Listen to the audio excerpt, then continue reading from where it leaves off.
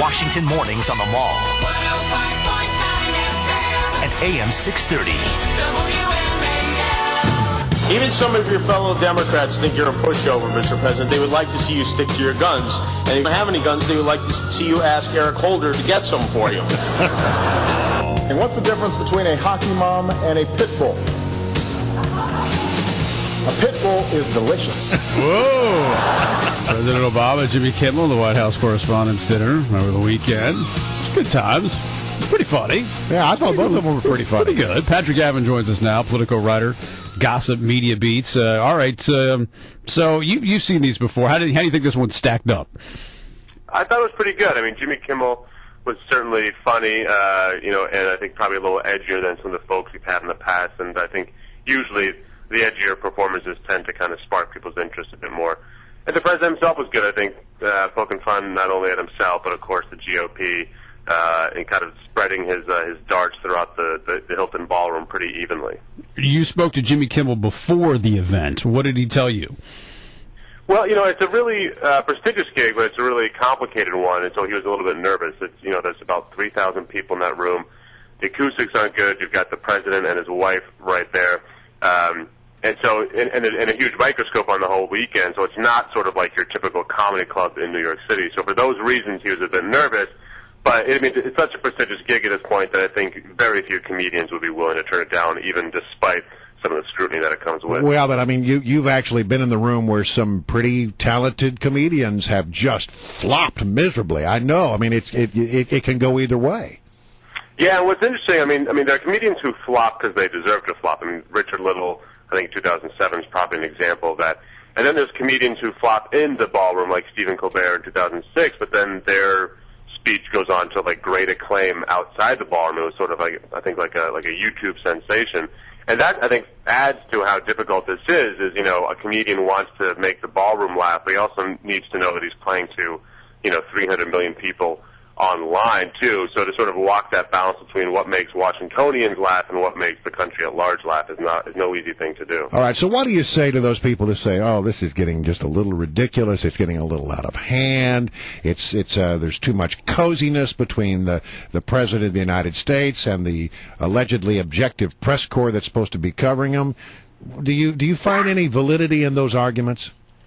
I certainly think the dinner has gotten to be too much at this point, but I also think that sort of resistance is futile. I mean, nothing's going to change, but it's an exhausting, almost week-long slate of events. That's got corporate sponsors and all sorts of forces at play here. In terms of the coziness thing, I mean, I understand that argument, but I also think it sort of forgets the fact that there are 364 other days of the year in which reporters, are hanging out with sources, are talking to politicians whose kids go together. So it's not as if you can literally live in a bubble. But I certainly see why it looks a little incestuous to the rest of the country. All right, you got any gossip? Anything happen at the after-dinner parties? Anybody get really drunk, throw up, make a pass at somebody? We got any good dirty details? Well, I mean, the funny thing was Dave Chappelle, the sort of one-time Comedy Central star, kind of made a surprise appearance that nobody expected, and that's interesting in the sense that, anybody who could get him to be the next White House Correspondents' Dinner entertainer would be, that would be a huge coup to kind of get him out of his little mini retirement. I think it's interesting. What's so funny about these dinners is watching politicians get a little starstruck around celebrities. Rick Santorum, it was reported, was, keen on getting a picture taken of himself with Lindsay Lohan. Not exactly, quite an odd couple, I think. I don't. Is that true? Is that really true? Well, he's now sort of saying, well, I try to get pictures with lots of people. I don't remember doing that. Who knows if it's actually true? It certainly wouldn't surprise me. I mean, there are plenty of people who are famous for Washington who, for a couple hours on Saturday night, act like fanboys. Yeah, I'm guilty as charged. I've done it. Yeah, you're right. Yeah, Wilson still got a picture of Jennifer Garner that he shows me like every other day. Did you see this picture of me and Jennifer Garner? Here, wait, did you see this picture of me and Jennifer Garner? Well, I mean, who wouldn't show that picture? So who wrote the president's jokes? Do we know that? I mean, do they ever tell you exactly who the joke writer was? They sort of let you know what they want you to know. I mean, obviously his regular, daytime squad of press writers help out.